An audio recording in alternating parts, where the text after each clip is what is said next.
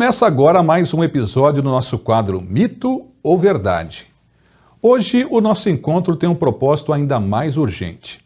Estamos no mês de maio, período em que o Brasil se mobiliza pelo Dia Nacional de Conscientização sobre a Esquizofrenia, celebrado em 24 de maio. Essa data, instituída pela Lei nº 14.860, é um marco na nossa luta para quebrar estigmas, garantir direitos e promover a inclusão de quem convive com esse transtorno. A esquizofrenia ainda é cercada de preconceitos que muitas vezes impedem o diagnóstico e o acolhimento adequados. Para separar o que é crença popular do que é ciência, temos a honra de receber a doutora Sumaia Inates Mayra, médica psiquiatra e docente do Departamento de Neurociências e Saúde Mental da Faculdade de Medicina de Botucatu. Começa agora o nosso Mito ou Verdade. Quem tem esquizofrenia tem dupla personalidade ou múltiplas personalidades. Mito ou verdade? Mito. Na realidade é um grande mito, né? Esquizofrenia e dupla personalidade ou transtorno dissociativo de identidade, que é o nome que a gente usa atualmente, são duas condições psíquicas completamente diferentes. A esquizofrenia ela é um transtorno mental que cursa com um quadro psicótico, né? Um quadro psicótico é um quadro em que o indivíduo rompe com a realidade, né? E aí ele vai cursar com delírios, alucinações. Delírios são falsos juízos, é acreditar, né, ter crenças que são falsas. Alucinações são alterações da senso-percepção, onde, por exemplo, eu ouço uma voz, eu vejo um vulto. E esse quadro ele vai levar com que o indivíduo tenha uma alteração de comportamento, porque ele está entendendo o seu ambiente, ele está entendendo o mundo de uma forma equivocada. Ele não tem uma mudança na sua personalidade, ele tem uma mudança em como ele observa o mundo. Já na chamada dupla personalidade ou transtorno dissociativo de identidade, o indivíduo cursa com duas personalidades. Isso geralmente decorre de traumas na infância. Então ele tem duas personalidades, ou mais, às vezes até mais do que duas personalidades, que são completamente distintas e que em muitas situações uma não tem o conhecimento da outra, ou não tem a lembrança daquilo que é vivido pela outra personalidade. Tá? Por serem diferentes, os tratamentos são diferentes também. Dupla personalidade ou transtorno dissociativo de identidade, você vai trabalhar em psicoterapia. Você está pressupondo que existem traumas da infância e aí você vai trabalhar o que foram esses traumas, né? Permitindo que o indivíduo reorganize a sua personalidade, transformando numa única personalidade. Na esquizofrenia, o tratamento ele pressupõe medicação, psicoterapia e apoio, né? Não só medicação e psicoterapia, mas trabalho com terapia ocupacional, é um trabalho multidisciplinar. A esquizofrenia é causada por traumas de infância ou por uma criação familiar ruim. Mito ou verdade? Mito, mais um dos mitos, né? Não existem pais culpados porque filhos desenvolvem quadros de esquizofrenia. Na realidade, os traumas ou as situações ambientais, elas são fatores que acabam sendo, por exemplo, gatilhos para. Quando eu falo de esquizofrenia, eu estou falando de um transtorno que é multifatorial. O que quer dizer multifatorial? Tem vários aspectos. Tem o aspecto biológico, tem o aspecto genético ou hereditário e tem as vivências do indivíduo, né? Então, esses traumas, essa influência ambiental, ela vai, de alguma forma, desencadear um quadro num indivíduo que tem uma predisposição genética. Tá? Então não é a criação, não é ter um pai ou uma mãe com uma característica X que vai fazer com que alguém tenha esquizofrenia. Antigamente se falava pais e mães esquizofrenogênicos, né? Mas isso, né, os trabalhos e o acompanhamento e o estudo permitiu a gente entender que esse é um fator de risco. Eu falo em esquizofrenia, eu tenho fatores de risco, tá? Então, condições o nascimento da criança, condições da gestação e vivências da criança podem influenciar, podem aumentar risco.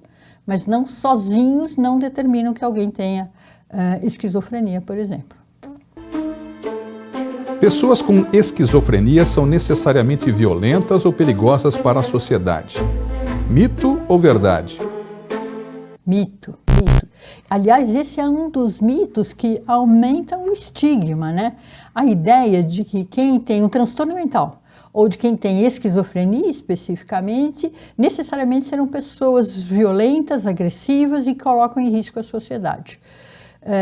O que a gente tem na realidade é que esses pacientes, eles são muito mais vítimas de agressão ou de violência do que causadores. Em que situação um indivíduo pode ter um comportamento agressivo? Porque eles podem ter.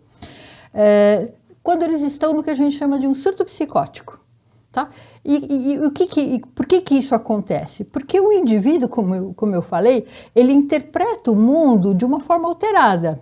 Se ele tem um delírio, por exemplo, um delírio de perseguição, um delírio de linha paranoide, ele olha para o mundo e identifica que este mundo o ameaça.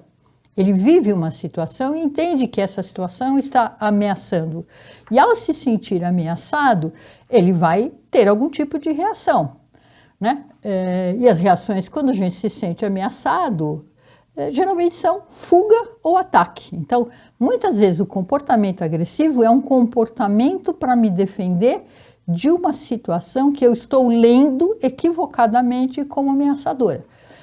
Nós somos constituídos de filtros, né? O nosso filtro, o que é o nosso filtro? É quem sou eu, é a minha religião, é a história da minha família, é o que me constitui enquanto indivíduo. Na esquizofrenia, esse filtro está alterado. Então, ele está o tempo todo olhando para o mundo, observando esse mundo, e quando ele faz essa observação, ele decodifica isso baseado na sua compreensão equivocada, no seu delírio. Tem alguém me perseguindo. Então, qualquer coisa que eu observo confirma para mim essa minha ideia de que tem alguém me perseguindo. Aí eu vou tomar uma ação para me defender de uma perseguição. A agressividade pode ser uma ação. O diagnóstico de esquizofrenia significa que a pessoa nunca mais poderá trabalhar ou ter uma vida social ativa. Mito ou verdade? Mito, né? O diagnóstico não define isso, né? Principalmente hoje em dia. Talvez no passado, por conta dos tratamentos que existiam e até a pouca compreensão do que era o quadro, você geraria mais incapacidades, né?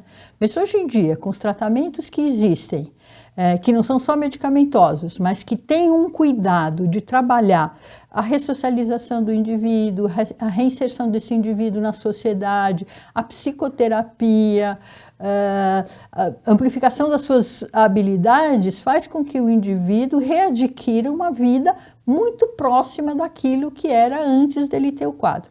Vale a gente falar, por exemplo, que aqui em Botucatu a gente tem a Associação Arte e Convívio, que é uma ONG que trabalha bastante esses aspectos com os portadores de transtornos mentais, devolvendo a eles cidadania, capacidade produtiva, e isso é muito importante no tratamento.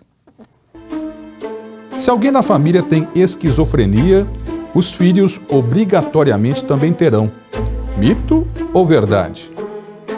Outro mito, né? Não. A gente falou lá no começo que a esquizofrenia tem uma questão genética, tá? Mas essa questão genética, ela não é determinante, porque o tipo de herança que existe, ela não é, vamos dizer assim, total, integral, né? Você pode ter, por exemplo, quando você olha para a esquizofrenia, você vê que 1% da população pode ter o quadro. À medida que você tem um parentesco mais próximo, essa porcentagem aumenta. Quando você fala em pai ou mãe, isso vai dar em torno de 10% a 12%. Se você falar de irmão, também. Se você pegar, por exemplo, gêmeos, que a carga genética é teoricamente muito próxima. Se você falar de gêmeos não idênticos, isso vai para 19%. Quando você fala de gêmeos idênticos, então carga genética, né, idêntica, isso vai para 48%, não vai para 100%. Porque o que acontece com os genes é que eles vão ter uma ação, vamos dizer assim, Depende de um conjunto de variáveis para que você tenha aquele gene ativo. Então, não, né? Não é necessariamente ser filho de alguém com esquizofrenia não faz com que você tenha. Se você pensar que eu falei em 10%, 10 a 12%, você vai ter aí 90% dos filhos de pais com esquizofrenia sem a doença. O uso de maconha e outras substâncias pode gatilhar o surgimento da doença em pessoas com predisposição? Mito ou verdade? Isso é verdade. Tá? Existem muitos estudos que falam que o uso precoce de substâncias psicoativas, e entre elas a maconha, podem sim precipitar quadros psicóticos. Tá? Quando eu falo quadro psicótico, eu não estou falando só de esquizofrenia. Né? O quadro psicótico tem vários tipos de quadros psicóticos, mas a esquizofrenia é um deles. Então, o uso precoce de maconha, ele é um gatilho para, e isso tem uma influência genética. Tá? Quer dizer, ele vai ser gatilho em quem tem uma predisposição genética. Tá? Então, não é o uso por si só. Há uma predisposição genética e o uso, quanto mais precoce e com maior frequência do uso, isso aumenta o risco em 4 vezes. Né? Se você considerar com a população geral, aumenta o risco em 4 vezes do indivíduo ter a esquizofrenia. O tetraidrocanabidiol, que é o THC, que é a substância que está bastante relacionada a isso, existem muitos estudos que mostram que ele interfere com o desenvolvimento do sistema nervoso. Tá? E aí, ao influenciar nesse desenvolvimento, ele vai ser um facilitador para o quadro de esquizofrenia. As alucinações na esquizofrenia são sempre visuais, como ver pessoas que não existem. Mito ou verdade? É mito, né? Quando você fala de alucinação, o que é uma alucinação? É uma alteração da sua senso-percepção. Por exemplo, eu estou ouvindo uma voz quando não tem nenhum estímulo auditivo. Estou vendo uma pessoa quando não tem nenhum estímulo visual. As alucinações mais frequentes nos quadros psicóticos, entre eles a esquizofrenia, são as auditivas. Mas você pode ter as visuais, você pode ter a de paladar, as gustativas, você pode ter aquela de cheiro, que são as olfativas, e você pode ter alucinações táteis, são sensações de que a pessoa está sendo tocada por alguém. Tá? Então, você tem vários outros tipos de alucinações que o indivíduo pode ter. As auditivas são as mais frequentes, não as visuais. O tratamento para esquizofrenia baseia-se exclusivamente no uso de remédios. Mito ou verdade? Mito, né? Na realidade, o tratamento, ele tem o uso de medicação é bastante importante, porque o entendimento que a gente tem do quadro da esquizofrenia é de que há uma alteração em neurotransmissores, em substâncias no nosso cérebro, e aí o remédio vai atuar lá naqueles receptores daquelas substâncias, por exemplo, a dopamina. Então, ele tem uma importância, mas eu preciso associar a isso tudo isso que eu falei sobre readaptação, ressocialização, psicoterapia, reinserção do indivíduo na sociedade. Toda vez que eu associo isso ao tratamento medicamentoso, a resposta é muito, muito melhor. Né? De novo, a Arte Convívio está aí para demonstrar isso. Para quem é de Botucatu e conhece a Arte Convívio, ela é uma ONG que faz um trabalho importantíssimo junto com o que a gente faz nos nossos ambulatórios.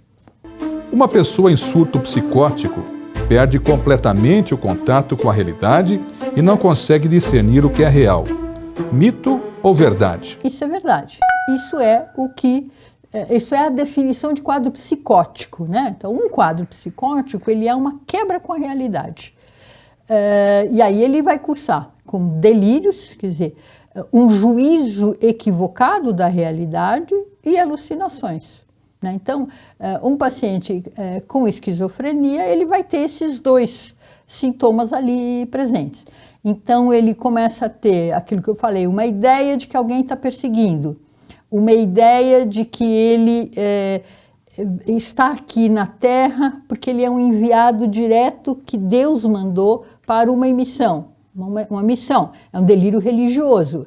Ele tem uma ideia de que ele é um indivíduo que fala 10 línguas, é policial, é médico, é juiz, tem N profissões. É um delírio de grandeza.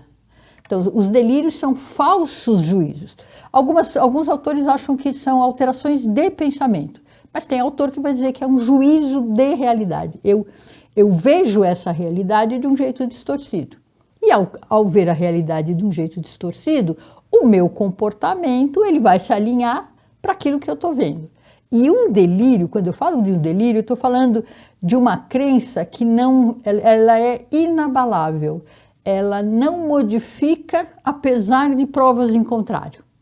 Tá? Então é isso que define delírio. Então se alguém chegar e falar, não, mas olha, não é assim, eu não estou vendo isso, a polícia não está te perseguindo, não está acontecendo isso, os vizinhos não estão fazendo nada contra você, esse indivíduo não consegue ter esta mesma compreensão e ele continua acreditando totalmente, plenamente de que aquilo é real. E por acreditar que aquilo é real, o comportamento dele vai representar isso. Né? Então, essas alterações elas vão mediar a minha fala, o meu comportamento, e isso gera, muitas vezes, uma desorganização na vida do indivíduo. A esquizofrenia tem cura definitiva se for tratada logo no primeiro episódio. Mito ou verdade? Isso é mito. Na realidade, quanto mais cedo você inicia o tratamento, melhor é a evolução e o prognóstico, né? Então, quando a gente fala de tratamento de primeiro surto, eu aumento muito a chance de eu ter uma boa resposta, tá?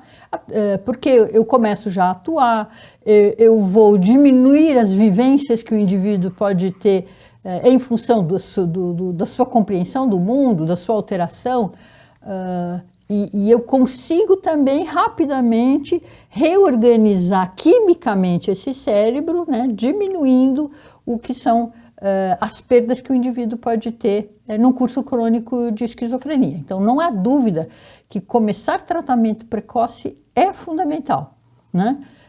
Existem muitos serviços que têm, inclusive, ambulatórios específicos para primeiro surto, né? E esses serviços, o que eles conseguem avaliar nos seus trabalhos é que muda muito a história de vida do indivíduo, a evolução e o prognóstico dele. Esse foi o quadro Mito ou Verdade de hoje. Até a próxima. Tchau, tchau.